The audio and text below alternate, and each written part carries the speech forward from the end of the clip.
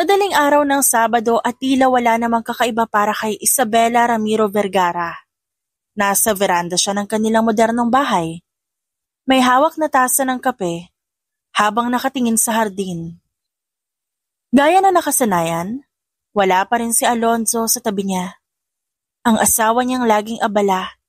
Lagi raw may meeting, site inspection o biglang emergency sa opisina. Ngunit ngayong araw, ramdam ni Isabela ang malamig na distansya. Lalo na kagabi, hindi man lang ito umuwi. Siguro nga may big project. Pilit niyang paliwanag sa sarili. Pero may bumubulong na kutob sa dibdib niya. Hindi na bago ang overtime ni Alonzo. Pero nitong mga nakaraang buwan, mas madalas na itong wala kesa nandyan.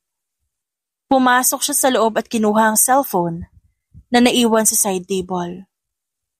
Habang pinapatay ang alarm, napansin niyang naiwan din ni Alonzo ang tablet nito. Minsan na rin niyang ginamit yon para tumingin ng design inspirations, kahit hindi na bago sa kanyang magbukas. Ngunit ngayong oras na ito, may kakaibang kaba sa dibdib niya habang ina-unlock ang device. Isang abiso agad ang lumutang sa screen. Bagong mensahe mula kay Serena. Natigilan si Isabela. Matagal niya nang kilala si Serena bilang isang brand endorser. Minsang naging kaibigan niya. Hindi niya ito matatawag na ka-close niya, pero maganda ang pakikitungo nila sa isa't isa.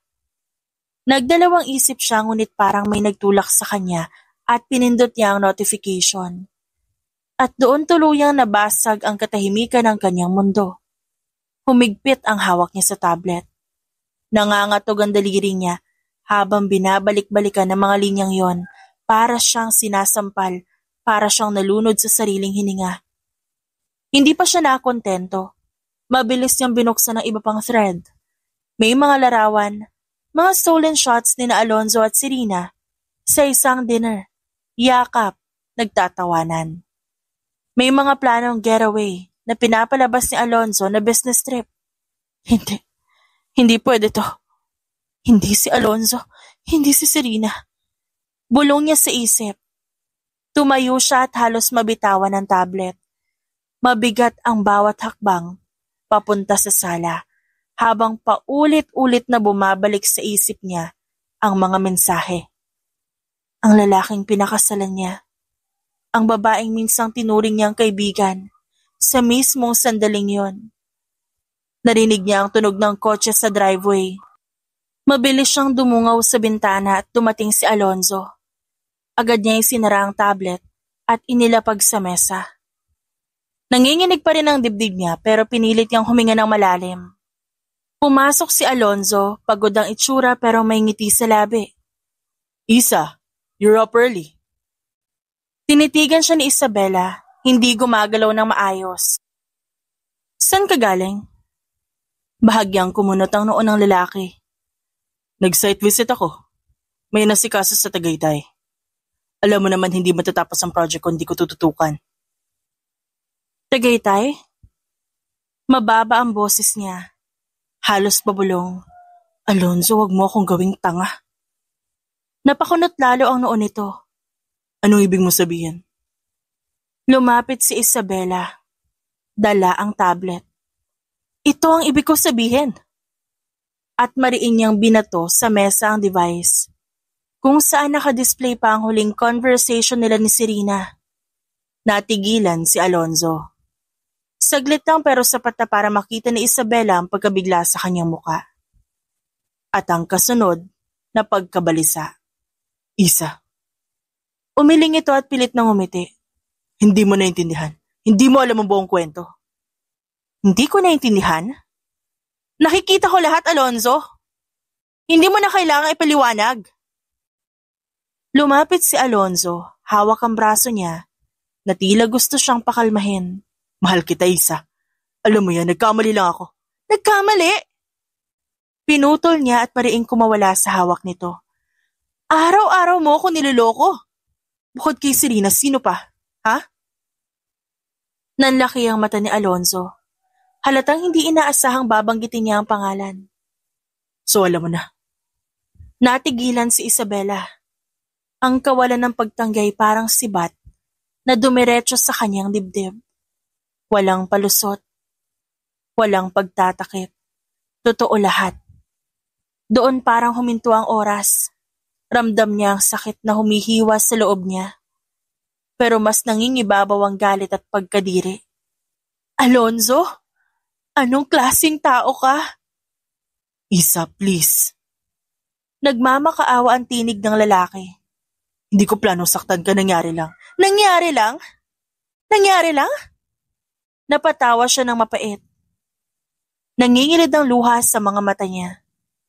Hindi lang to isang pagkakamali, Alonzo. Pinili mo siya. Pinili mo ako pagtaksilan araw-araw. Tahimik ang buong sala. Tanging hingal nila ang naririnig. Sa isang iglap, lahat ng alaala nilang mag-asawa, mga pangakong binitawan, mga pangarap na pinagsaluhan, ay tila abo na lamang sa harap ng kanyang mga paa. Muli siyang tumitig kay Alonzo, puno ng hinanakit. Simula ngayon tapos na tayo. Hihilingin ko ang annulment sa'yo. Mariing umiling si Alonzo. Isa hindi. No. Hindi ako papayag. Hindi kita papayagan. Hindi kita kayang pakawalan. Nauutal na sabi nito. Lalong nadurog ang puso niya. Hindi dahil sa sinabi nito. Kundi hindi niya ramdam ang pagmamahal na yon. Bagkus, kontrol ang nakapalibot sa kanila. Humakbang siya palayo, diretso sa pintuan. Bago siya lumabas, nagsalita siya. Puno ng puot. Alonzo, hindi ako ang babae na kaya mong gawing bulag at tanga. Hindi mo ako pagmamay-ari. Naramdaman ni Isabela ang bigat na unti-unting nababawasan. Kahit ang sugat ay sariwa pa, sa likod ng pintuan hinihintay siya ng isang bagong mundo. Isa na marahil ay magsisimula sa paghihilom at sa paghihigante. Mainit ang hapon nang pumasok si Isabela sa lobby ng isang high-end hotel sa Makati. Sa loob ng ilang araw matapos ang komprontasyon kay Alonzo, pakiramdam niya, wala siyang direksyon. Hindi pa rin niya magawang i-file ang annulment dahil sa matinding pagtutol nito. Kaya ngayon, pinilit niyang iharap ang sarili sa isang business luncheon na inimbita siya ng kaibigang interior stylist. Normal lang to. Pilit niyang kumbinsi sa sarili. Isang lunch meeting, walang drama. Pero totoo, gusto lang niya makalayo kahit saglit. Malayo sa bahay na puno ng alaala. Isa! Bati ng kaibigan niyang si Monique. Sabay yakap. Buti naman nakarating ka. May papakilala ako sa'yo. Big time investor, baka magustuhan ng designs mo. Ngumiti siya. Kahit pakiramdam niya'y pilit yon. Salamat, Monique. Kailangan ko nga ng diversion. Paglapit nila sa reserve table, agad niyang napansin ang isang lalaki. Matangkad, formal ang suot, at may aura ng kumpiyansa. Nakatayo ito habang nakikipagkamay sa ibang bisita. Nang bumaling ang tingin sa kanya, may kakaibang init na dumaloy sa kanyang dibdib. Isa, this is Darren Cortez. Ani Monique, puno ng excitement. Siya ang sinasabi ko investor. Darren, si Isabela Ramiro, isa sa pinakamahusay na interior designers ngayon. Inilahad ng lalaki ang kamay sa kanya. Pleasure to finally meet you, Miss Ramiro. Nag-atubili siya saglit bago abutin yon.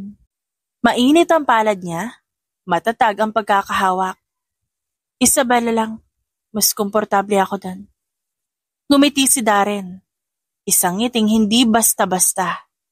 Hindi mapagmataas. Hindi pilit, kundi may halong interes. Alright, Isabela. Umupo sila at nagsimula ng mag-usap tungkol sa mga proyekto. Habang naglalahad siya ng idea tungkol sa sustainable designs, nakikita niyang attentive si Darren. Hindi lang ito nakikinig. Parang iniintindi talaga nito ang bawat salita niya. Impressive. Sabi nito matapos ang kanyang presentasyon. I like how you balance functionality with elegance. Hindi lahat ng designers kayang gawin yon. Naginit ang pisngi niya at agad siyang uminom ng tubig para maitago ang pagkapahiya. Compliment lang yan. Don't overthink it. Aniya sa sarili. Pagkaraan ng meeting, isa-isang nagpaalam ang mga bisita. Naiwan sina Isabela at Darren sa mesa, pero tila hindi nagmamadali. So, kumusta ka naman Isabela? Kanina pa kita napapansin. Parang may mabigat kang dinadala. Bunga ni Darren habang pinaglalaroan ng wine glass. Nagulat siya. Sanay na siyang magtago ng emosyon sa harap ng tao. Pero parang nabasa siya nito. It's nothing. Pagod lang siguro. Hindi kumurap si Darren. Nakatitig sa kanya na para bang naghihintay ng mas totoo. Sometimes, pagod ang tawag natin sa mga hindi natin kailangang ipaliwanag ng sakit. Natigilan si Isabela. Saglit siyang napalingon sa bintana at tinatakpan ng bahagyang pagkabasa ng mata. He doesn't know me. He shouldn't see me like this. Ana ang kanyang isipan. Pasensya na. Hindi ko intensyon maging dramatic sa first meeting natin. Don't apologize. Alam mo ba, minsan mas madaling magsabi ng totoo sa estranghero kaysa sa mga taong kilala natin. Hindi niya alam kung bakit, pero biglang gumaan ang dibdib niya. Marahil dahil wala itong alam tungkol sa kanya. O marahil dahil sa paraan ng pananalita nito. Sincere, hindi mapanghusga. Estranghero ka nga, pero hindi ibig sabihin kaya kong sabihin ng lahat sa'yo. Fair enough, but I think hindi yata nasabi ni Alonzo sa'yo. Tumaas ang kanyang kilay. Kilala mo ang asawa ko? Well, he was a friend. Nakahinga siya ng maluwag. Ang buong akala niya, may connection pa rin to kay Alonzo. At may makukuha siyang konting impormasyon. Tumayo sila sa mesa. Nagalok si Darren na ihatid siya ng sasakyan at hindi naman siya tumutol. Habang naglalakad sila sa hallway ng hotel, ramdam ni Isabela ang presensya nito. Hindi nakaka-intimidate, kundi oddly comforting. Pagdating sa kotse, binuksan ni Darren ang pinto para sa kanya. It was nice meeting you, Isabela. I hope this isn't the last time. Bago siya sumakay ng kotse, tinitigan niya ito saglit. May kakaibang pakiramdam na hindi niya maipaliwanag. Yeah, I hope so too. Bulong niya, halos hindi na marinig. Habang paalis ng sasakyan, hindi niya napigilang lingunin si Darren. Nakatayo pa rin ito at nakangiti. Mahina siyang natawa. Pare-pareho lang kayo mga lalaki. At huwag ka nang umasa na may matinong tao pa ngayon. Asawa nga niloloko. Yan pa kaya hindi mo kilala. Aniya sa sarili at umiling. Mabigat ang hangin sa opisina ni Attorney Ramos. Ang lawyer ni Isabela. Malinis ang mesa nito. Nakasalansan ng maayos ang dokumento. May isang fountain pen na nakapatong sa gitna. Nakaupo si Isabela sa harap. Balikat na nakatindig ngunit ang kamay mahigpit na magkadikit sa kanyang kandungan. Mrs. Vergara. Malumanay na simula ni Attorney Ramos. Lahat ng papeles maayos na. Ang kailangan na lang pirma na yung asawa upang masimulan ang proseso ng annulment. Tumango si Isabela at pilit na kinalma ang sarili. I will handle that. 2 oras na lumipas, bago siya nakatayo sa harap na opisina ni Alonzo. Ang sariling architectural firm nito ay punong-puno ng tauhan, abala sa kani-kanilang gawain. Pagpasok ni Isabela halos lahat na palingon. Nagsalubong ang mga titig, tila nagtataka kung bakit naroon siya. Good afternoon, ma'am. Bati na sekretarya. Ngingiti-ngiti ngunit may halong kaba. Do you have an appointment? I don't need one. Diretso siyang naglakad patungo sa glass door ng opisina ni Alonzo. Hindi niya na hinintay ang pagtutol. Binuksan niya ang pinto at nadata ng asawa. Nakayoko sa blueprint. Isa? Gulat na tawag ni Alonzo at agad tumayo. What are you doing here? Inilapag ni Isabela ang brown envelope sa mesa. Annulment papers.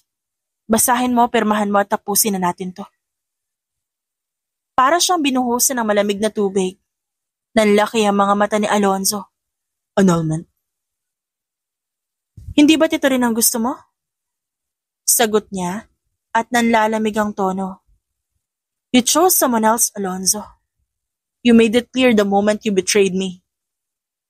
Lumapit ang lalaki. Tinangkang hawakan ng kamay niya ngunit umatras siya. Isa, listen to me. I made mistakes, but that doesn't mean I want to lose you. Marriage isn't something you can just throw away. Natawa siya ng mapait. Throw away? Ikaw ang nagtapon sa akin, Alonzo. Ako ang naiwan na nagbukang tanga. Pumipintig ang panga ni Alonzo. Pilit pinipigilan ng emosyon. Hindi ko pipirmahan yan. Nanigas ang dibdib ni Isabela. You don't get to decide for me anymore? Mag-asawa pa rin tayo. At habang buhay pa ako, hindi kita bibitawan. Tahimik na napailing si Isabela. Ang dating tinig na minahal niya ngayon isa ng kulungan. Hindi mo ako mahal, Alonzo. Hindi na. Ang pinanghahawakan mo, pride mo, hindi ako. Isa. Lumambot ang tinig ng lalaki at halos nagmamakaawa. Give me a chance to fix this. I will end things with Serena. I'll prove to you that we can still make this work. Nanginginig na ang katawan ni Isabela. Hindi dahil sa pag-ibig kundi dahil sa puot. You had your chance. Every night you lied to me, every time you chose her, you ended this marriage yourself. Umigting ang katahimikan sa pagitan nila. Sa labas maririnig ang ingay ng mga empleyado. Pero sa loob, tanging tibok ng kanilang puso ang nangingibabaw. Malakas, mabigat, sugatan. Isa, please. Don't do this. Huminga siya ng malalim. Pinilit pakalmahin ang sarili. Attorney Ramos will be in touch with you. Sana matauhan ka na ito ang tanging paraan para makalaya tayo pareho. Binalik niya ang envelope sa mesa. Mariing tinapik. Hindi ko hihintayin ang awa mo. Kailangan ko ang kalayaan. Bago pa ito magsalita ulit, naglakad si Isabela palabas ng opisina. Hindi lumilingon. Ang bigat na pasa niya naroon pa rin. Pero ngayon may kasamang bagong lakas. Hindi na siya ang babaeng tatahimik at tatanggap na lang. Siya na ang babasag sa tanikala. Tahimik ang cafe sa loob ng isang hotel sa Ortigas. Malamig ang aircon, amoy kape at pastry. At sa bawat mesa may mga taong abala sa laptop o tahimik na nag-uusap. Pero sa gitna ng lahat ng yon, naglalagablab ang tensyon sa mesa, kung saan magkaharap sina Isabela at Serena. Naka-cross-leg ito, nakasandal at nakasuot ng designer dress na tila ba pinapakita na ito ang mas karapat-dapat. Magkasalubong ang kilay ngunit may mapanuksong ngiti sa labi. Samantalang sa isang tabi, tahimik lang si Isabela. Diretso ang tingin, nakasuot ng simpleng blouse at trousers. Wala siyang alahas maliban sa wedding ring. Isang simbolo na nananatili pa rin sa kanya kahit gustuhin man niya o hindi. Hindi ko alam kung ba't mo ako pinatawag. Bungad ni Serena. Malamig pero may halong kayabangan. If this is about Alonzo, isa dapat matanggap mo na. He doesn't love you anymore. Bahagyang umiti si Isabela. Mahina pero matalim. Ang bilis mong magsalita, Serena. Parang sigurado ka na agad sa lahat. Of course I am. Sagot ni Serena at inikot ang tasa ng cappuccino sa mesa. Matagal na kaming may relasyon ni Alonzo. Siguro nga matagal na rin siyang sawa sa'yo. Sa tingin mo, ba't lagi siyang wala sa tabi mo? Bakit mas pipiliin niya akong kasama, kahit na busy siya? Tumawa ng mapait si Isabela. Busy? So ikaw pala yung tinutukoy niyang business meetings. And I think 2 months is not long enough para sabihin mong mas mahal ka niya kaysa sa akin. Naningkit ang mga mata ni Serena. Let's be honest, Isa. Wala na siyang nakikitang spark sa'yo. Ako ang nagbibigay sa kanya na excitement. Ako ang gusto niyang kasama sa gabi. Ako ang gusto niyang kausap hanggang madaling araw, hindi ikaw. Humigpit ang hawak ni Isabela sa baso ng tubig. Pero hindi siya natitinag. Pinanood niya si Serena na tila baliw na baliw sa mga sariling salita nito. Alam mo, nakakatuwa ka rin eh. Kumunot ang noon ni Serena. What do you mean? I mean, ang tapang mong ipagyabang nakabit ka lang. Saglit na natigilan si Serena pero agad din itong umisi. Kung kabit man ako, at least mas pinipili niya ako kesa sayo. Isa, let's face it. Ako ang bago. Ako ang mas mahal niya. Lumapit ng bahagya si Isabela. Diretso ang tingin. Malamig ang boses. Mahal o libangan? Napalunok si Serena pero hindi nagpapahalata. Kung libangan lang, matagal na akong iniwan ni Alonzo. Hindi mo ba napapansin? Masaya siya kapag kasama ako. Hindi niya kailangan magpanggap gaya ng ginagawa niya kapag kasama ka. Ngumisi si Isabela. Mabagal ngunit puno ng pang-uuyam. Kung ganon, ba't hanggang ngayon, asawa pa rin ako? Bakit hanggang ngayon? Hindi niya ako kayang pakawalan. Nag-iba ang ekspresyon ni Serena. Dahil wala ka pang annulment. Pero darating din yon. Hindi mo naman kayang hawakan siya habang buhay. Ngumisi si Isabela at may bahid ng pagkapanalo sa mga mata. That's where you're wrong, Serena. Sinubukan ko magpa-annul, yes. Pero alam mo ba ang sagot ni Alonzo? Tumanggi siya. Diretsong sabi ni Isabela. May halong kasiyahan sa panginginig ng boses niya. He said he would never let me go. Nabitawan ni Serena ang kutsarita. Tumunog yun sa platito. That's not true? Oh, it is. At kahit anong gawin mo, kahit anong pagpapakita mo ng legs o pagngiti mo sa kanya, sa papel, sa batas, sa mundo, ako pa rin ang asawa niya. Ako ang may pangalan. Ako ang may karapatan. Ikaw, number 2, kirida, kabit, mistress at parausan lang. Humigpit ang panga ni Serena at pilit pinipigil ang galit. He loves me, Isa. Hindi ka niya na mahal. Pera, papel, pangalan niya lang ang meron ka pero puso niya akin yon.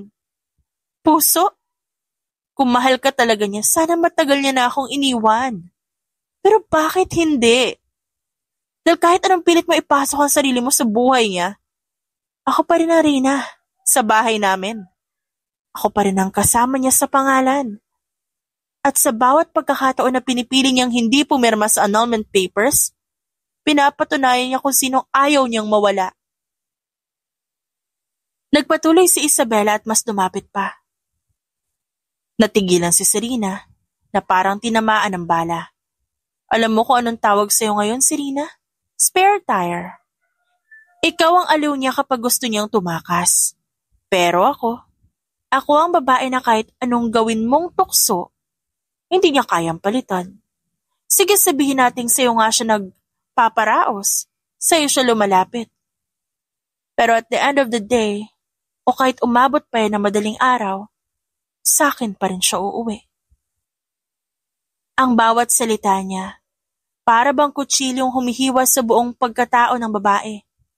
Totoo naman pero masakit pa din. Napalakas ang boses ni Serena. Hindi mo alam ang sinasabi mo. Di ka na mahal ni Alonzo. At darating ang araw na ako ang pipiliin niya. Tumayo si Isabela. Inilapit ang mukha kay Serena. At darating din ang araw na magsasawa siya sa'yo tulad ng ginawa niya sa akin. Alam ko kung paano siya magsawa sa mga bagay na bagong-bago sa una, pero nakakasakal sa huli. Ako ang nakasama niya na ilang taon, Serena. Ikaw ilang buwan lang. Baka naman, agad kang mapalitan sa buhay niya kasi magiging basura ka lang. Namula ang mukha ni Serena. Nanginginig na sa galit, pero hindi nito magawang sumagot. Dumiretso si Isabela sa pinto, pero bago siya umalis, lumingon siyang muli. Payo ko lang sa'yo, Serena. Huwag kang masyadong kampante. Dahil habang tumatanggi si Alonzo na pirmahan ng annulment papers, tandaan mong ikaw palagi ang pangalawa. At walang babaeng gugustuhing manatiling pangalawa sa buhay ng isang lalaki forever. Hindi man niya hawak ang buong kalayaan, hawak naman niya ang dignidad, at higit sa lahat na patunayan niyang hindi siya basta-bastang asawa. Siya si Isabela, ang babaeng hindi basta-basta tatalunin ng isang kabit. Nanatiling nag-aapoy ang pisngi ni Serena habang nakaupo pa rin sa mesa. Galit na galit ngunit walang maisagot sa mga huling sinabi ni Isabela. Samantalang si Isa, diretso ang tindig habang inaayos ang bag at handang umalis. Ang tensyon ay makapal pa rin sa hangin ng cafe. Ramdam kahit na mga nakaupo sa kabilang mesa na pasimpleng nakikinig. Ngunit bago pa tuluyang makalakad si Isabela palabas, isang pamilyar na boses ang tumawag sa kanya. Isabela? Nilingon niya ito at nakitang si Darren na kararating lang. Naka-rolled up sleeves ang navy blue polo. May kasamang natural na aura ng kumpiyansa na hindi kailanman magmumukhang pilit. Naglakad ito, papalapit na nakangiti. Ngunit bahagyang nagbago ang ekspresyon nang mapansin ang babaeng kaharap ni Isabela. Napalingon si Serena. Nanlaki ang mga mata. Darren? Serena. Mahina nitong usal at halatang nagulat. Sandaling katahimikan. Nagtagpo ang mga mata ni Darren at Isabela. At sa mga titig niya, walang halong tutol, walang panghuhusga, tanging paghahanap ng paliwanag. Small world. Bulong ni Darren. Halos pilyo ang ngiti ngunit may bahid ng sarkasmo. Hindi ko inakalang dito kayo makikita ng dalawa, magkasama. Umigting ang panga ni Serena at halatang nabalisa. You don't understand. Ngunit pinutol siya agad ni Isabela. Malamig ngunit buo ang tinig. Ano pa bang hindi niya maintindihan, Serena? Siguro na mas sapat na ang nakita niya. Tumikim si Darren. Bahagyang nakataas ang kilay. So, ikaw pala ang dahilan ng biglaang site visits ni Alonzo? Natigilan si Serena at namutla. Don't twist this, Darren. Pero ngumiti lang si Darren. Nakasandal sa mesa na para bang nanonood ng palabas. Twist? Di ko kailangan. Ikaw na ang nagkwento ng lahat, Serena, kahit di mo sinasabi. Don't think this changes anything. Alonzo will still choose me. Saad ni Serena at nakatingin ng mariin kay Isabela. Kung ganon, ba't parang natataranta ka ngayon? Walang maisagot si Serena. Tumalikod ito at nagmadaling lumabas ng cafe at iniwan silang dalawa. Nang makaalis ito, napabuntong hininga si Darren. Well, that was dramatic. Hindi napigilan ni Isabela matawa kahit may halong pait. Umupo si Darren sa bakanting upuan na iniwan ni Serena. Hindi niya hinawakan ng kape. Nakatuon lang ang tingin kay Isabela. So kabit pala ng asawa mo si Serena? At kaibigan ko pa naman si Alonzo. May bigat ang salita pero ang tono ni Darren hindi mapanghusga. Para bang kinokolekta lang niya ang piraso ng puzzle. Yes, she's the mistress. At hindi ko nabibilangin kung ilang gabi niya akong ginawang tanga. I guess, mas maswerte ako kaysa sa kanya. At least, hindi ako nagpakulong sa ganong relasyon. Hindi mo siya minahal. I did. Or at least, I thought I did. Pero ngayon looking at you, and how you fought her back there, parang ikaw mas deserving ng loyalty, Isa. Flattery won't get you anywhere, Darren. Ani Isabela, ngunit hindi siya umatras. Ngumiti ito at mas malalim na tumitig. Maybe. Or maybe it will eventually. Umiling si Isabela, ngunit may konting ngiti sa labi. Hindi ko alam kung anong klaseng tao ka talaga, Darren. Pero isang bagay ang malinaw. Hindi mo ako tinitingnan bilang biktima. Ba't naman kita titignan bilang biktima? Kung kitang-kita kung kaya mong talunin ng isang Serena Valderrama sa sarili niyang laro.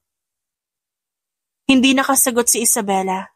Ngunit sa kaibuturan niya, ramdam niya ang kakaibang aliw sa mga salitang yon. Malalim na ang gabi nang bumalik si Isabela sa kanilang bahay. Tahimik ang paligid, tanging tiktak ng wall clock ang maririnig. Sa sala nakaupo si Alonzo, naka-roll up sleeves, hawak ang isang basong whiskey. Ang mga mata nito, malamig at matalim, nakatuon kay Isabela na kagagaling lang mula sa kusina. Dala ang maliit na bote ng tubig. Late. Bungad ni Alonzo. Mababa ang tono. Huminto si Isabela sandali, bago dumiretso sa sofa sa tapat nito. I had a meeting. Sagot niya. Meeting? Sa cafe? Tumawa si Alonzo ng mapait. Yes. Do I need your permission every time I step out? Ibinalibag ni Alonzo ang baso sa mesa. Tumalsik ang konting alak. Don't play games with me, Isa. May nagsabi sa akin na nakita kayong dalawa. Magkasama ikaw at si Darren Cortez. Tahimik ang paligid. Bumigat ang bawat segundo. Tinitigan ni Isa ang asawa. Walang bakas ng pangamba. At ano kung nakita kami? Umangat ang kilay ni Alonzo at halos mapasigaw. He was my friend, Isa. Ano sasabihin na ibang tao na magkasama kayo? Huminga ng malalim si Isa. Pinipigilang tumaas ang boses. Really? Bothered ka? Ginawa ko lang naman ang ginawa mo sa akin. Masakit ba? Nanlaki ang mga mata ni Alonzo, pero hindi agad nakasagot. But the truth is, wala namang kinalaman si Darren sa issue natin. Kung nagkataon mang nandun siya, hindi ko kasalanan yun. Small world nga eh. Ex pala siya ng kabit mo. Napakuyom ang kamao ni Alonzo. What the hell? Yes! Lalong nagdilim ang mukha ni Alonzo, pero halata ang selos sa boses. Careful, Isabela. Kung may balak kang palitan ako, wag na wag mong piliin si Darren. Hindi mo alam kung sino siya sa likod ng mga ngiti niya. Bahagyang tumaas ang boses ni Isabela. At ikaw? Alonzo, ikaw na nagpakita ng lahat ng kasinungalingan habang nasa tabi ko na ilang taon. Sino ka ba sa likod ng mga halik mo kay Serena? Tumayo si Alonzo, lumapit at tumitig sa kanya. You're still my wife. Huwag mong kalimutan yan. Oo naman. Asawa pa rin ako sa papel. Pero hindi ibig sabihin na napagmamay-ari mo ko. Kung nagagawa mong mahalin ng iba, bakit hindi ako pwedeng pumili kung sino dapat kong pagkatiwalaan? Halos lumabas sa pagmumukha ni Alonzo ang galit at selos. Pero hindi nito mahanap ang tamang sagot. Pinili na lang nitong tumalikod, tinakpan ng kamay ang batok. Parang sinusubukang pigilan ng sarili. Tahimik na tinapos ni Isabela ang kanilang pag-uusap. Hindi ko kailangang ipaliwanag ang presensya ni Darren sa cafe. Ang dapat na ipaliwanag kung bakit hanggang ngayon, hawak mo pa rin ako habang pinagmamalaki mo yung kabit mo. Iniwan niya si Alonzo doon, nakatayo, galit ngunit bigo. Kinabukasan, sa isang tahimik na coffee shop sa BGC, nakaupo si Isabela sa sulok ng mesa. Naka-dark sunglasses, nakabukas ang laptop, pero halatang hindi nakatutok sa ginagawa. Mabigat pa rin ang iniwan kagabi ni Alonzo, ang selos, ang mga paratang, at ang paulit-ulit na paalalang, You're still my wife. Hindi bagay ang sunglasses sa loob. Biro na isang pamilyar na tinig. Napalingon siya at natanaw si Darren. May hawak na kape. Nakangiti na para bang walang mabigat na bagay sa mundo. Umupo ito sa harap niya na para bang natural na may imbitasyon siyang ibinigay. Hindi ba't dapat tanungin mo muna ako kung pwede kang umupo? Saad ni Isabela. Malamig, pero hindi lubusang matalim. Ngumiti si Darren at kumindat pa. Kung tinanong ko, baka sabihin mo ayaw mo. Isayang naman ang pagkakataon. Kaya inunahan na kita. Napabuntong hininga si Isabela. Lagi ka bang ganyan? Hindi marunong maghintay ng pahintulot? Pasensyoso naman ako, pero kapag may bagay o taong tingin ko'y worth it, hindi ko kayang palampasin. Bahagyang tumigil si Isabela. Pinakatitigan siya. At tingin mo ako yon? Nagtagal ang titig ni Darren bago siyang umiti. May bahid ng pagkapilyo. Ikaw ang pinakamalakas na babaeng nakita ko kahapon. Kung iba yon, baka lumabas ng cafe na luhaan. Pero ikaw, umalis ka na parang nanalo ka sa digmaan. Napailing si Isabela, pero bahagyang kumurba ang labi. Wala namang nanalo sa ganong sitwasyon, Darren. Lahat talo. Hindi lahat. May nanalo pa rin dahil sa dignidad. At ikaw yun, Isa. Nag-init ang pisngi niya kahit pilit niyang pinanatiling seryoso ang ekspresyon. Darren, wag mo akong gawing proyekto. I'm not a damsel in distress. Nakangiti pa rin ito, pero nagbago ang tono. Mas seryoso. Hindi ko kailanman iisipin na kailangan mong iligtas. Kita ko kung gaano ka katatag. Ang gusto ko lang makilala ka pa na mas mabuti. Sa totoo lang, gusto ko makita kung paano mo nagagawang umiti pagkatapos ng lahat ng sakit. Natahimik si Isabela. Nakaramdam ng kakaibang init sa dibdib niya. Hindi yun tulad ng matinding sigaw ni Alonzo o ng panguuyam ni Serena. Iba ang paraan ni Darren. Hindi siya tinutulak, kundi dahan-dahang inaabot. Hindi ko alam kung kaya ko magtiwala. Mahina niyang sabi. Then don't. At least not yet. Pero pwede kang magsimula sa simpleng bagay. Katulad ng paikinig sa isang kaibigan. Nagtagal ang kanilang tinginan. Sa kauna-unahang pagkakataon naramdaman ni Isabela na hindi siya kinukwestiyon o pinipilit. Wala siyang kailangang ipaliwanag.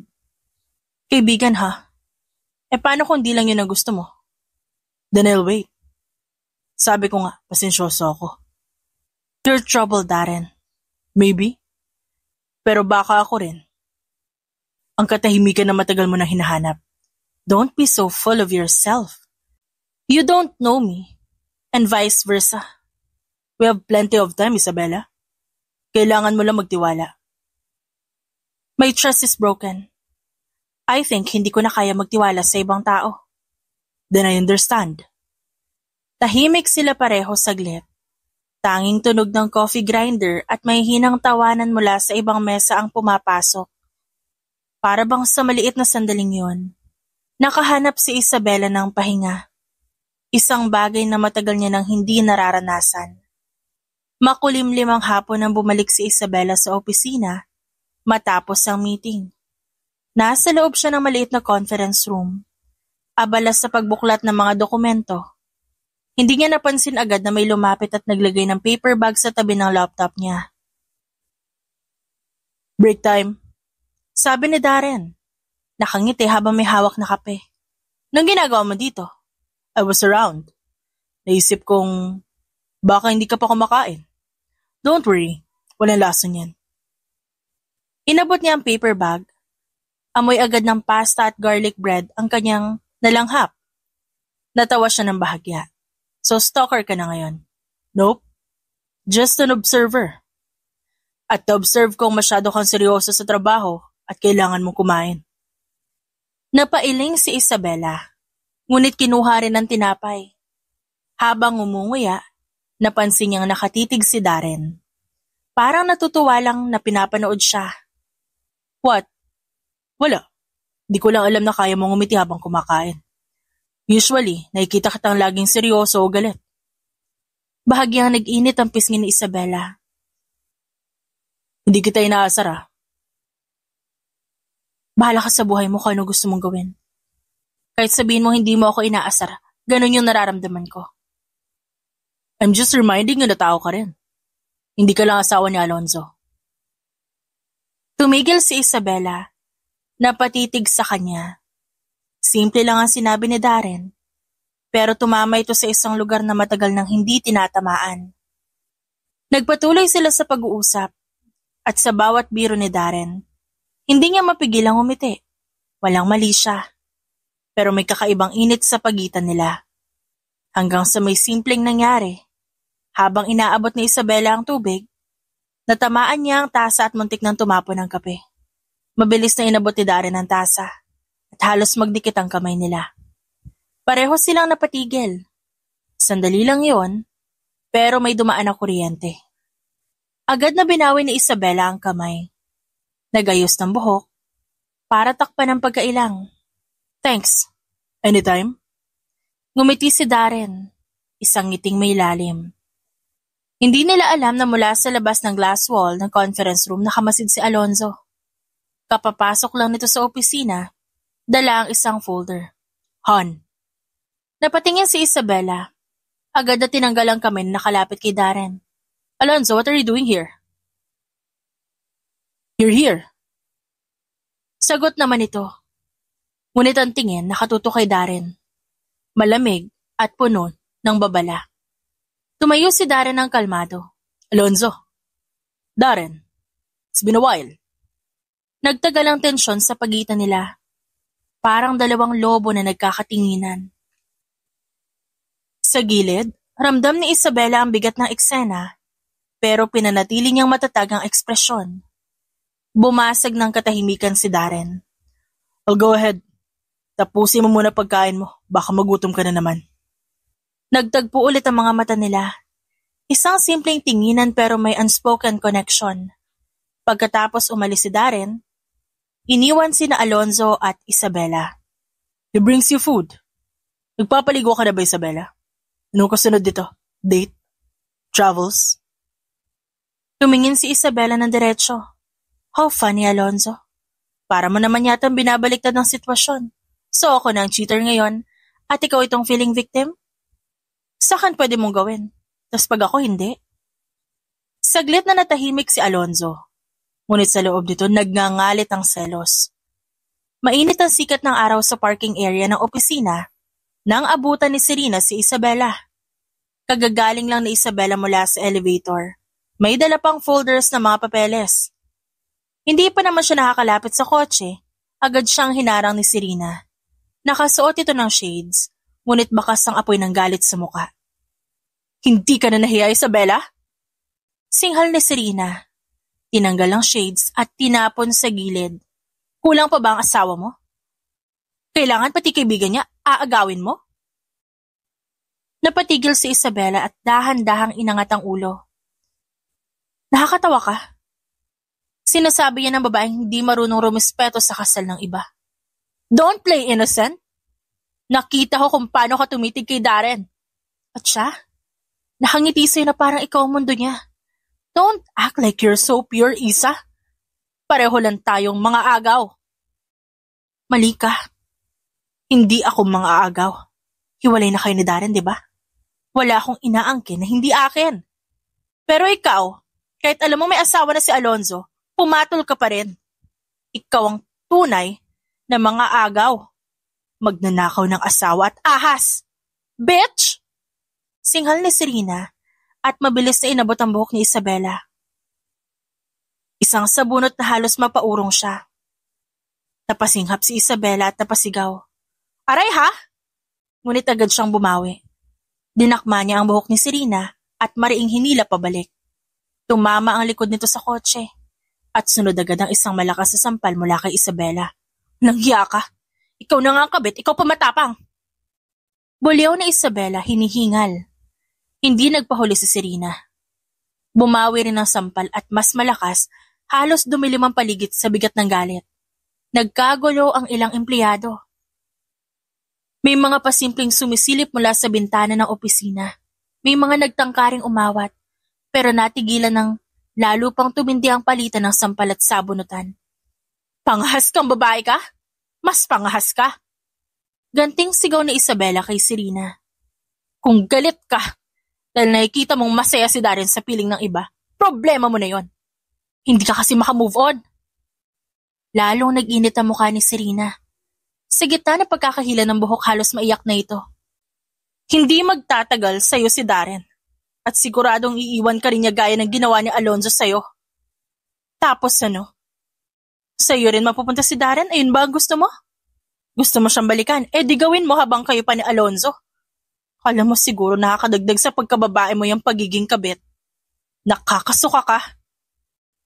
Nanlabo ang paningin ni Serena sa sakit ng salita. Pinakawalan ni Isabela ang buhok ni Serena at biglang tinulak ito. Dahilan para mabangga sa hood ng kotse. Taste your own medicine, Serena. Nakakatawa ka din, no? Ex mo na yung tao pero nagsiselos ka pa rin.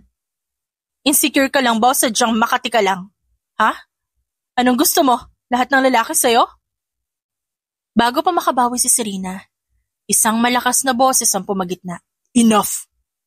Si Darren, mabilis na lumapit. Mariing hinila si Serena palayo kay Isabela. Ang katawan nito'y parang pader na humarang sa pagitan ng dalawang babae. Are you both insane? This is a damn parking lot. Gusto niyo bang gawing sirko sa opisina niyo? Nangatal si Serena, pinipigilan pa rin kumawala.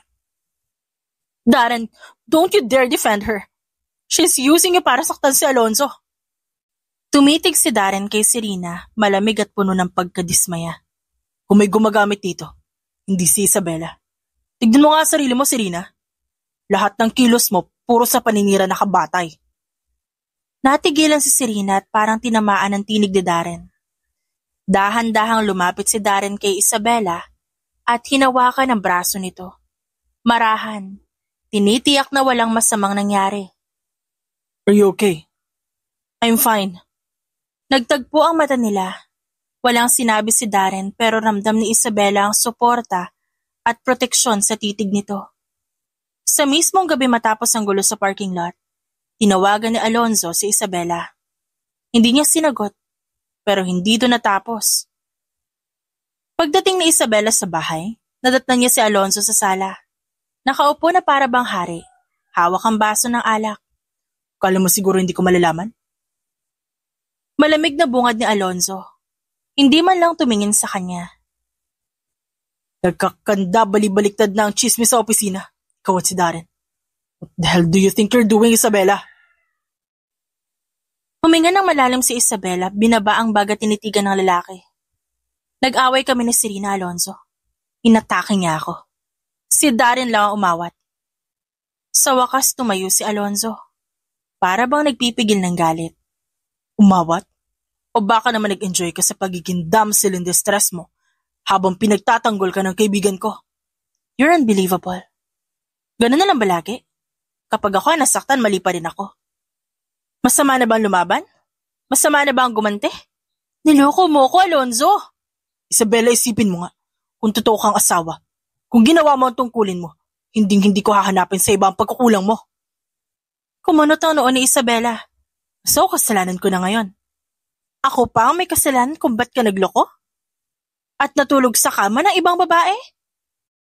Yes, kasalanan mo. Lagi kang malamig. Lagi ka abala sa trabaho. Na hindi mo man lang ako pinapansin.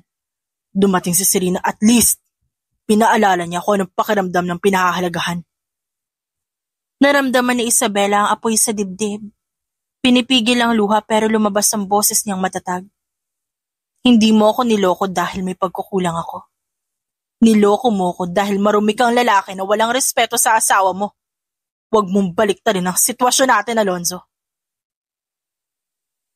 Sandaling natahimik si Alonzo, ngunit agad siyang ngumisi. Ngayon ay mas mapanakit. Kaya mo bang tanggapin na baka mas mahal ko si Serena kaysa sayo? Na baka mas totoo siya kaysa sa peking asawa kong palaging may pader sa pagitan namin? Kung siyang mahal mo, then leave me. Pirmahan mo yung annulment papers. Wala na makakapigil sa'yo. Ngunit biglang tumawa si Alonzo. Annulment? Isa kang hangal ko, akala mo papayag ako. Hindi ko ipapaanal ang kasal natin. Hindi ako magiging malaya para makita kang lumigaya sa piling ng iba, lalo na kay Darren. So this isn't about love. Gusto mo ng kontrol. And you want to keep us both, your wife and your mistress? Nasaan ang utak mo, Alonzo? Akin ka. Kahit anong gawin mo. Kahit sinong piliin mong lalaki, kahit pa si Darren, lalong-lalo na si Darren, hindi ko ibibigay sa'yo ang kalayaan na yan. You're pathetic. Kung sa tingin mo sa akin, pag-aari mo, mas lalo kong pipiliing mawala kesa manatili sa piling ng isang halimaw na may saltik ang utak. Saglit na nagtagpo ang kanilang paningin. Mata laban sa mata, pride laban sa pride. Sa bandang huli si Isabela ang tumalikod. Iniwan niyang mag-isa sa sala si Alonzo. Hawak pa rin ang baso ng alak. At sa unang pagkakataon, hindi si Isabela ang mukhang talunan. Tahimik ang maliit na conference room ng law office. Nasa gitna ng mesa ang ilang makakapal na folders, mga dokumentong nakapila para sa susunod na kaso. Sa kabilang dulo nakaupo si Attorney Ramos. Humarap ito kay Isabela na nakaupo ng tuwid, hawak ang sariling folder ng annulment papers. Kita sa mukha ni Isa ang pagod pero malinaw pa rin ang determinasyon. Mrs. Vergara, binasa ko na lahat ng dokumento yung pinasa mo. Sa ngayon, based sa mga statements at ebidensya, psychological incapacity ang pinakamalakas sa ground para sa annulment niyo. Psychological incapacity? Yun ba talaga ang kailangan para mapawalang bisa ang kasal namin? Yes. Ibig sabihin nito, si Mr. Alonzo Vergara, emotionally at mentally incapable na gampanan ng basic obligation niya bilang isang asawa. Hindi marunong magmahal ng tapat, walang empathy, at sa kilos niya malinaw na wala siyang kakayahang mag-sustain ng marriage. Lahat ng yan pwedeng i-interpret bilang incapacity. Kung ganun, madali pala.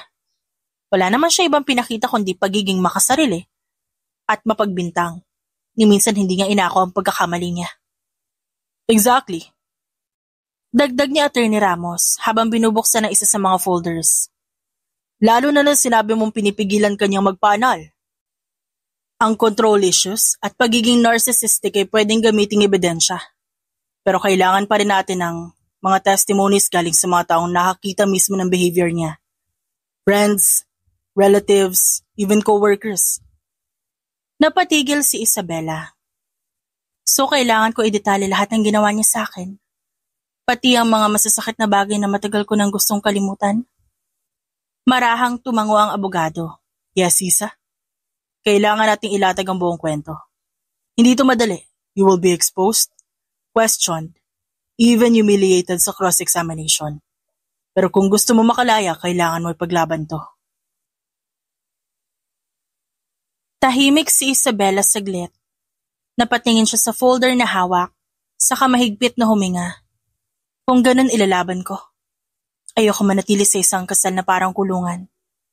Hindi na ako magpapadala sa guilt-tripping niya. Gusto ko maging malaya. Ngumiti ng konti si Attorney Ramos. That's the spirit. And don't worry, nandito ako para ipaglaban ka. Kailangan lang nating maging consistent. Every insult, every time na may binabato siyang kasalanan sa'yo, isama natin. Ang mismong pagtanggi niya sa annulment, ironically, makakatulong pa sa atin. Dahil mas lalo niyang pinapakita na hindi siya emotionally mature to handle marriage. So what you're trying to say is, siya mismo ang magsisira sa sarili niyang depensa. Exactly. Ang korte hindi basta-basta nagpapawalang bisa ng kasal. But once they see that this marriage is beyond repair, dahil sa incapacity na asawa mo, malaki ang chance natin. Attorney, hindi ko alam kung kaya ko pa magtagal. Lahat ng insulto, lahat ng panggagaslight ay nakakapagod. Pero sa tuwing naisip kong wala akong kalayaan dahil ayaw niyang pumirma, mas lalo kong gustong lumaban. Isabela, tandaan mo. Hindi ito ginagawa para mapatunayan na ikaw ang tama. Ginagawa mo ito para mabawi ang sarili mong buhay. Hindi ka alipin na asawa mo. I'll do it. I'll testify. I will tell everything. Kung ito ang tanging paraan para makawala ako, lalaban ako. Good. We'll start filing the petition next week. Be ready, Isa. Kapag nalaman ni Alonzo, gagawin niya lahat para kontrahin to. But remember, the law is on your side. Nakatayo na rin si Isabela. Mahigpit ang hawak sa papeles.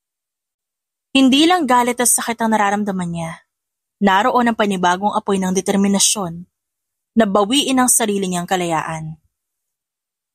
Nakaupo si Isabela sa isang sulok ng cafe malapit sa bintanang tanawang kalsada. Sa harap niya ay malamig ang cappuccino. Hindi man lang niya nagalaw. Nakatulala siya sa mga papeles na galing abogado. Paulit-ulit naglalaro sa isip ang mga salitang psychological incapacity, annulment. Parang paulit-ulit na pinapaalala ng papel ang bigat ng pasanin niya. Late lunch.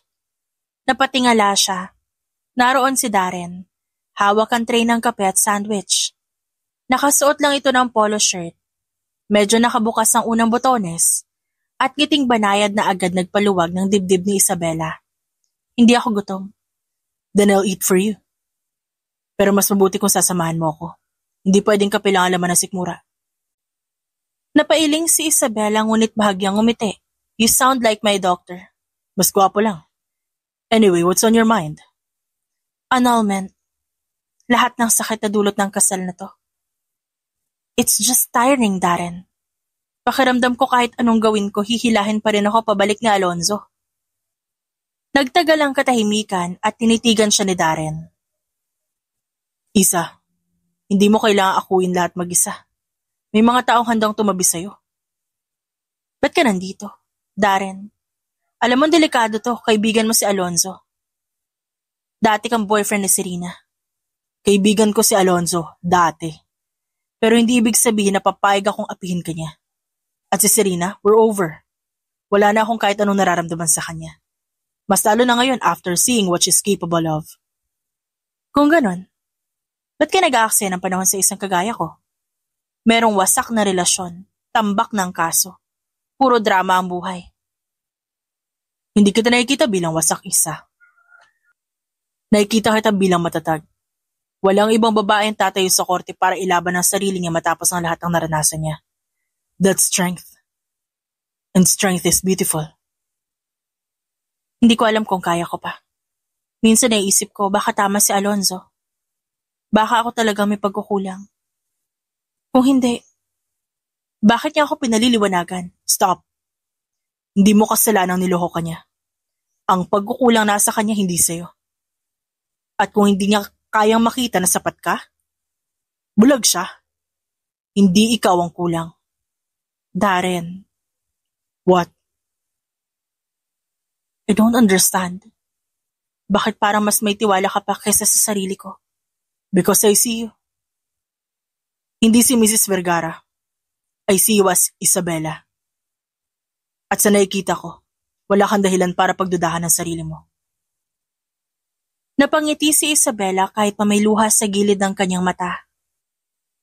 May init na bumalot sa kanya. Hindi galing sa galit, kundi sa isang bagay na mas magaan at mas totoo. Hindi ko rin alam kung saan hahantong ang lahat, Isa.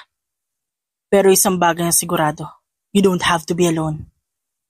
Nang sumunod na araw, walang salita na nakaupo si Isabela sa harap ng desk ni Attorney Ramos. Hawak ang tasa ng kape na hindi niya halos nagalaw. Sa gilid ng mesa nakasalansa ng annulment papers na pinaghahandaan nilang ihain. Isa, you've been asking if you can do more than just file for annulment. Kung gusto mong papanagutin sila sa ginawa nila, may criminal case na pwedeng isampa. Criminal case? You mean concubinage? Since ikaw ang legal wife at malinaw ang relasyon ni Alonzo kay Serena, maaari mo silang kasuhan dalawa. Si Alonzo bilang pangunahing akusado at si Serena bilang kanyang kinakasama. So pwede sila makulong? Yes. Pero tandaan mo, mahirap tong patunayan. Kailangan natin na ebidensya, pictures, witnesses, testimonies na nagpapatunay na nagsasama sila o nagkaroon ng relasyon habang kasal kayo. Hindi sapat ang simpleng hinala. May mga taong pwede akong tawagan. Ang dating driver ng sekretarya ni Alonzo, nakita nila si Serena sa kondo niya. Ilang beses kahit nung kasal kami. Kung ganun, we have a strong case. Pero Isa, ang pagsasampa ng concubinage, hindi lang legal. Digmaan to. Lalabas sa publiko ang lahat. Magkakagulo ang pangalan nila, pati ikaw damay. I'm not afraid. Ilang beses na nila ako inilubog sa kahihiyan. Panahon na para ipakitang hindi ako babasahin lang sa tabi-tabi. Very well. Then we have to prepare. The annulment will give you the freedom. The concubinage case will give you justice. Are you ready for it? More than ready, attorney. Kung ayaw niyang pakawalan ako, sisiguraduhin kong haharapin niya lahat ng kasalanan niya. Hindi niya malilimutan ang mga araw na yon. Ilang buwang pagtitiis, pakikipag-usap sa abogado, at tahimik na paglalakad sa anino habang naghihintay ng resulta ng pagsisiyasat ng kanyang private investigator. At ngayong hawak niya na ang folder na puno ng ebidensya laban kina Alonzo at Serena, Ramdam ni Isabela ang matinding panginginig ng kanyang kamay, hindi sa takot, kundi sa matagal ng pinipigilang galit na unti-unting magkahakulay ng hustisya.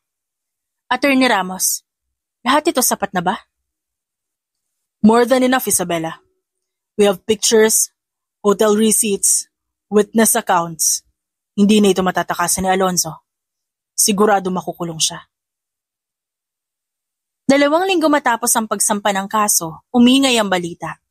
Mga headlines sa online news at social media feeds na punong-puno ng pangalan ni Alonzo Vergara, ang kilalang architect na minsan ay hinangaan dahil sa kanyang mga proyekto. Nakatitig si Isabela sa screen ng kanyang laptop habang binabasa ang bawat headline. Naririnig niya sa kabilang kwarto ang sunod-sunod na tunog ng kanyang cellphone. Mga tawag, mensahe, notification. Ngunit hindi niya sinasagot. Hindi na siya matitinag ng ingay ng mundo. Sa halip, pinikit niya ang mga mata. Pinakiramdaman ng katahimikan, ng kalooban. At sa isip niya, kanyang inusalang salitang, "Justice is coming." Sa korte nakita niya si Alonzo, nakasuot ng mamahaling suit, pero wala na ang kumpiyansang minsang bumalot dito. Sa tabi nito si Serena, nakatungo at nakasuot ng simpleng damit na tila sinusubukan pa ring magpaka-victim. Tiningnan ni Alonzo si Isabela mula sa kabilang mesa. Ang mga mata nito puno ng galit at hinanakit. Ngunit para kay Isabela, wala nang kapangyarihan ang titig nito. Nang magsimula ang paglilitis, ipinresenta ng abogado ang mga ebidensya, mga larawan ni na Alonzo at Serena na magkahawak kamay sa hotel lobby. CCTV footage ng mga gabi na magkasama silang lumalabas. Pati testimonya ng hotel staff. Pinakinggan ni Isabela ang lahat ng tahimik. Tuwid ang likod, malamig ang ekspresyon, at sa bawat piraso ng ebidensya, ramdam niya ang unti-unting pagbagsak ng mundo ni Alonzo. Matapos ang ilang buwan, naglabas ng desisyon ng korte. Guilty. Si Alonzo, ang lalaking minsang ipinangako ang lahat sa kanya. Nakitang dinadala ng mga pulis palabas ng courtroom. Ang dating mga kasamahan sa industriya halos hindi makatingin dito. Ang pangalan na minsang karangalan ngayon naging mantsa. Samantala si Serena, noon ay palaging mayabang at kumpiyansa. Ngayon nilalamon ng mga bashers online. Ang social media accounts nito punong-puno ng hate comments at panglalait.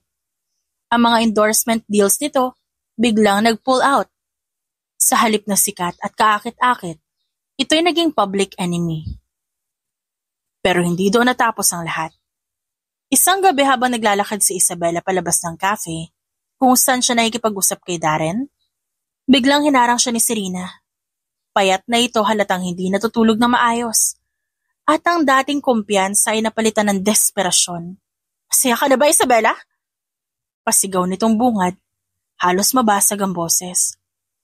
"Dahil ba nakulong si Alonzo? Dahil ba sinira mo ang buhay namin?" "Come on, Serena. Stop acting like a victim. Hindi ako ang sumira sa inyo. Kayo ang pumili sa landas na yan." Ngunit tumawa si Serena. Mapait. Halos magmukhang baliw. "Akala mo, mananalo ka? Alam ko ang totoo. Alam ko may relasyon kayo ni Darren. Kaya ka nagsusumikap na sirain si Alonzo. Gusto mong palitan siya ng kaibigan niya mismo. Wala kang pruweba, Serena. At kahit ano pa ibato mo, hindi mo mabubura ang katotohanan. Kayo ang nagkasala, hindi ako." Walang nasabi si Serena. Tumalikod na ito at umalis na. Pagbalik niya ng sasakyan, nadatnan niyang naghihintay si Darren. Nakatingin ito sa kanya mula sa passenger seat halata nag-aalala. "We okay?" "She's falling apart, Darren." Pareho sila ni Alonzo. Saad ni Isabela at dahan-dahang huminga ng malalim. Sa unang pagkakataon, ramdam niya ang bahid ng kapayapaan sa kanyang dibdib. At sa dulo ng lahat, alam niya ang katotohanang siya ang mananalo. Tahimik ang gabi. Ang cafe na minsan nilang pinupuntahan ni Darren halos wala ng tao. Ang mga ilaw, sa kisa may malambot, nagbubuhos ng gintong liwanag sa kanilang mesa sa sulok. Sa labas, ang mga kalsada ay natutulog na. Ngunit sa puso ni Isabela, may nagigising na panibagong kabanata. Ang tahimik mo. Basag ni Darren, nakatingin sa kanya mula sa kabilang panig ng mesa. Nakasuot ito ng simpleng jacket, nakasandal ng maluwag, parang walang ibang gustong gawin kundi bantayan siya. Hindi ako sanay na hindi ka nagsasalita. Sanay ako sa ingay, Darren. Sa gulo. Sa bulyaw ni Alonzo. Sa pagyayabang ni Serena. Ngayon wala na sila. Parang naguguluhan ako kung paano ulit mabuhay. That's the best part, Isa. You get to decide. Wala na magdidikta sa'yo. Wala na sisira sa mga pangarap mo. Ikaw na may hawak ng buhay mo. I've been thinking about leaving, about starting over. Gusto ko magpakalayo-layo. Baka sa ibang bansa. Baka mag-aral ulit o magsimula ng maliit na negosyo. Gusto kong buuin ang buhay ko na hindi konektado sa kanila.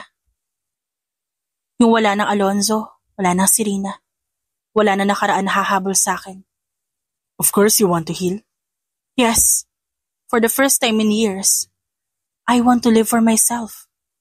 Not as Mrs. Vergara, not as the victim. Just Isabela Ramiro. Napatingin siya kay Darren. Parang natatakot sa magiging reaksyon nito. Ngumiti lang ang lalaki. Banayad at puno ng katapatan. Isa, you don't owe me anything. Kung saan ka man pumunta, kung ano man ang piliin mo, I will support you. Yumuko ang lalaki, pinaglaruan ng tasa ng kape. Pagkatapos ay tumingin ng tuwid. Diretso sa mga mata niya. Pero gusto ko malaman mo ang isang bagay. That I'm not going anywhere. I will wait for you. Kahit gaano katagal, kahit saan ka pumunta, kahit gaano katagal mong buuin yung sarili mo, I will wait. Why would you do that? Ba't ka maghihintay sa tulad ko? Sira na ang puso ko. Wasak na yung tiwala. Hindi ako yung babaeng perpekto para sa'yo, Darren. Hindi ako yung tipong magaan mahalin. You're wrong. You're the kind of woman worth waiting for. Kasi nakita ko kung paano ka lumaban, kung paano ka bumangon, kahit lahat ay gusto kang pabagsakin. At kung kaya mo mahalin ang sarili mo muli. Isa, sigurado akong darating ang araw, kaya mo magmahal ulit. You're crazy, Darren. Di mo alam ang sinasabi mo. I know. Hindi kita pinipilit, hindi kita hahabulin, kung hindi ka pa handa. Basta tandaan mo, this seat will always be here waiting for you. Kung ganon, panghahawakan ko yan. Kasi kahit ako gusto kong maniwala na may hinaharap ako. At kung darating ang araw na handa akong tumanggap ng pagmamahal, I will find you. Pagkatapos ng ilang sandali, nagpa siya silang maglakad palabas ng cafe. Ang hangin ng gabi malamig, ngunit sa tabi ni Darren, pakiramdam ni Isabela may mainit na bagay na humahawak sa kanya. Isang init ng kalayaan. Alam mo, parang pelikula lang. The heroine lives, find herself, then come back stronger. Baka hindi na ako bumalik. Then I'll go find you. Then I'll wait for that one day. Nagpatuloy siya sa paglalakad, kasabay ng ilaw ng lungsod na kumukutitap sa ilalim ng kalsada. Sa bawat hakbang, ramdam ni Isabela na ang buhay niya muling bumabalik sa kanya. Wala na ang tanikala na nakaraan. Wala na ang bigat ng pagtataksil. Sa wakas, malaya na siya. At sa kalayaan niyang yon, may isang pangako nakatago. Hindi sa anyo ng pagkakagapos, kundi ng pag-asa. Maaga, ang liwanag ng araw sumilip sa salamin ng airport. Tila ba nagbabadya ng bagong simula.